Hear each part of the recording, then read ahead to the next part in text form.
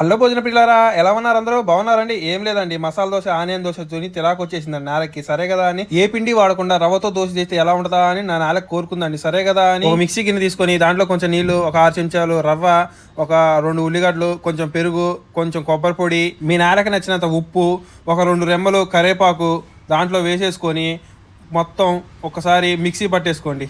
చూసారండి ఎలా మెత్తగా పట్టేసుకున్నాను.